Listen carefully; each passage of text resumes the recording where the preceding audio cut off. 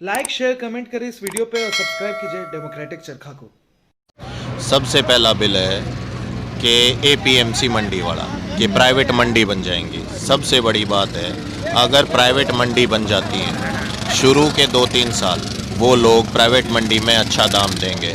तो इनका सारा प्रोपोगेंडा ये है कि एफडीआई के जितने भी गोदाम हैं और जो ये मनरेगा प्रोग्राम है, जो गरीब आदमियों को 2 रुपये किलो के हिसाब से इनको अनाज देना पड़ता है, इन पूंजीपतियों और जितने भी ये बिजनेसमैन और जितने भी ये नेता हैं, इनको ये लोग गरीब आदमी, गरीबी कैसे हटेगी? गरीब को मार दो, गरीबी हट जाएगी। इनका सिंपल सा फंडा है कि वो एपीएमसी मंडीज़ ख़त्म हो जाएं, एफडीआई के गोदाम खाली हो जाएं, उसके बाद वो सारा जो ये लोग इनको 2 रुपये किलो के हिसाब से जो गरीब आदमियों को 23, 24, 25 करोड़ लोग हैं जो इनको ये देना होता है, वो सब बंद हो जाएगा। अंबानी को इन 23-24 मैं आपको एक्सप्लेन करता हूँ। मंडी भी बता दीजिए कि मंडी क्या होती है, क्योंकि बहुत सारे जो यूथ लोग हैं जो फेसबुक ट्विटर चलाते हैं उन्हें मंडी भी नहीं पता है। मंडी क्या है? हर जगह हरियाणा और पंजाब में स्पेशली एक प्लेस ऑर्गेनाइज कर रखी है, एक मार्केट ऑर्गेनाइज कर रखी है जहाँ पे एमएसपी हर साल 23 फसलों पे निर्धारित की जाती है और उस एमएसपी का रेट के हिसाब से परचेज होनी चाहिए। लेकिन पूरे हिंदुस्तान में सिर्फ 6% लोगों को एमएसपी का रेट मिलता है, बाकी सब लोगों को एमएसपी का रेट कम मिलता है। एमएसपी एक तरह की एमआरपी, मिनिमम सपोर्ट प्राइस। किसी भी एक फसल पे मिनिमम सपोर्ट प्राइस तय किया जाता है कि सरकार उस मिनिमम सपोर्ट प्राइस पे इतने अमाउंट पे जो भी 23 फसलें हैं उनको परचेज करेगी। लेकिन वो नहीं किया जाता है, सिर्फ हरियाणा और पंजाब में ही एमएसपी मिलती है। सबसे बड़ी बात क्या है कि ये एमएसपी को ख़त्म करके और मंडियों को ख़त्म करके प्राइवेटाइजेशन करना चाहते हैं। प्राइवेटाइजेशन होने से इनको क्या फ़ायदा होगा?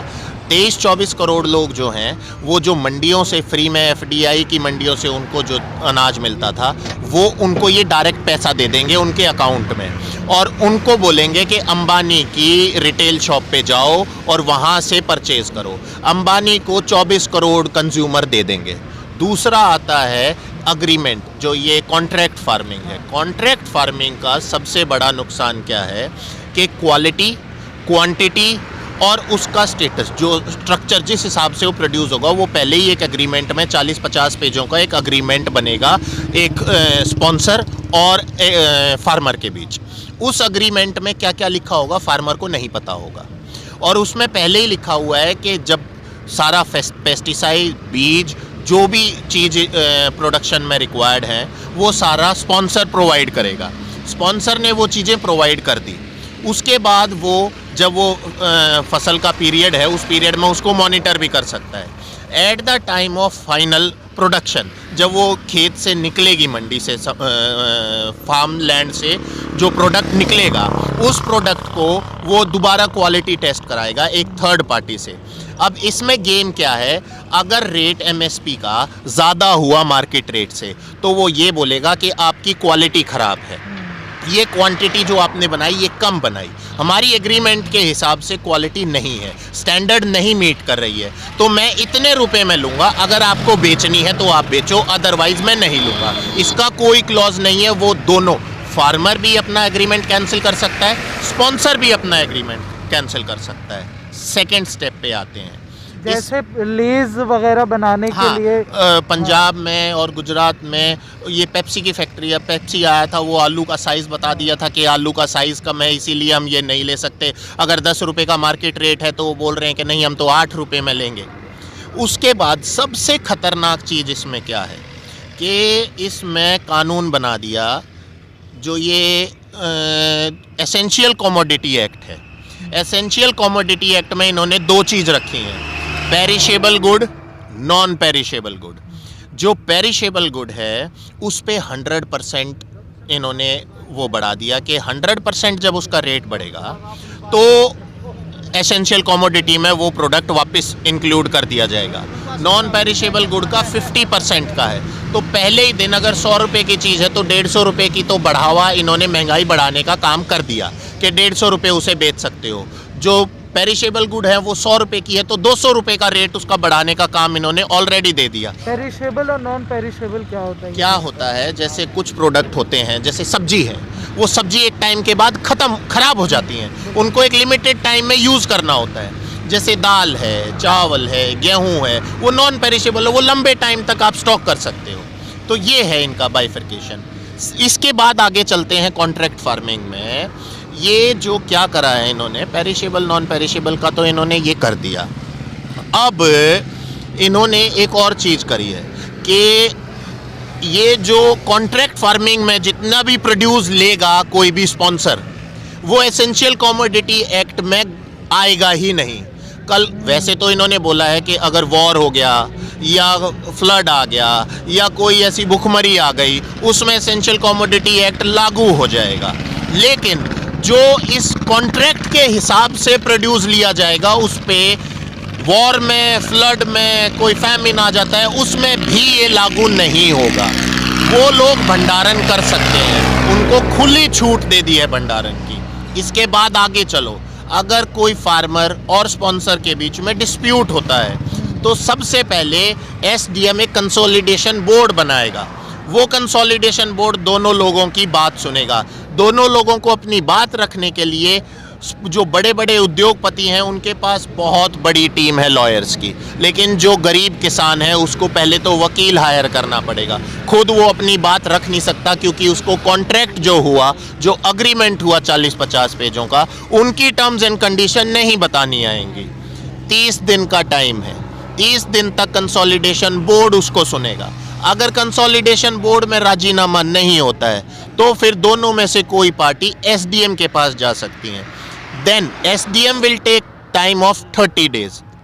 दोनों पार्टी की सुनेगा, उनके रिप्रेजेंटेटिव, स्पॉन्सर के और फार्मर के। अगर आप मानो कि स्पॉन्सर के हक में फैसला हो गया तो फार्मर के पास 30 दिन का टाइम है अपील करने का। वाइस वर्सा, फार्मर के हक में फैसला हो गया तो स्पॉन्सर के पास 30 दिन का टाइम है। 30 दिन के बाद वो एडिशनल कलेक्टर के पास जो नॉमिनेट होगा उसके पास जाके अपील करेंगे। 30 दिन का टाइम है कंसोलिडेशन का, 30 दिन का टाइम एसडीएम के पास, 30 दिन का टाइम अपील फाइल करने का। उसके बाद एडिशनल कलेक्टर को दिया है 30 दिन का टाइम अपील डिसाइड करने का।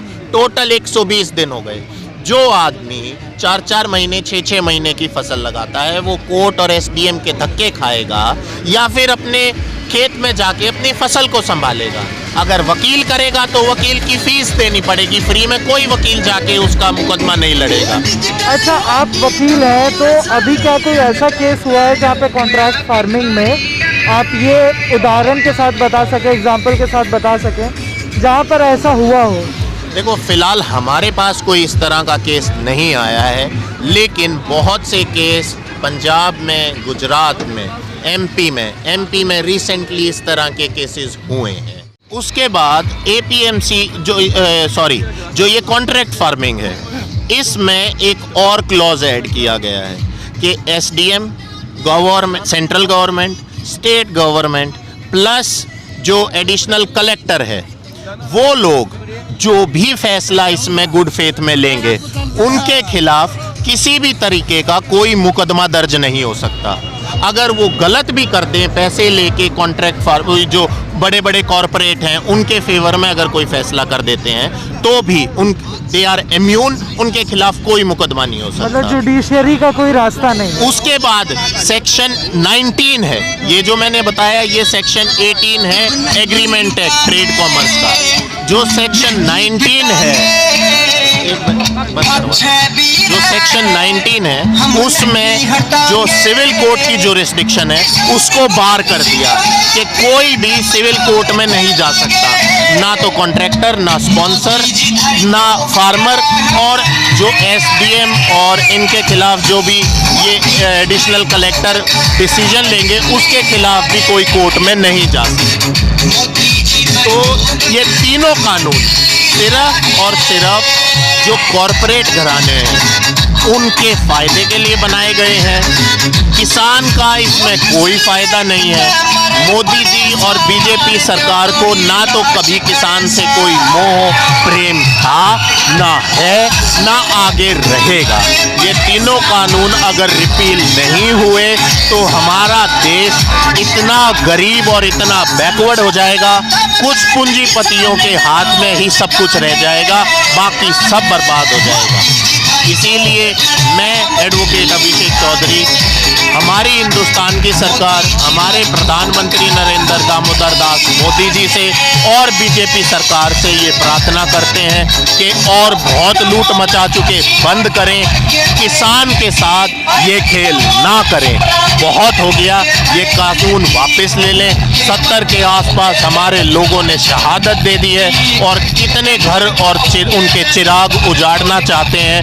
ये सारा लोगों की मौत आपके सिर है मोदी जी। बहुत हुआ, कानून वापस लें और किसानों को उनके घर बाइज्जत भेजें। बहुत बहुत धन्यवाद। लाइक शेयर कमेंट करें इस वीडियो पे और सब्सक्राइब कीजिए डेमोक्रेटिक चरखा को।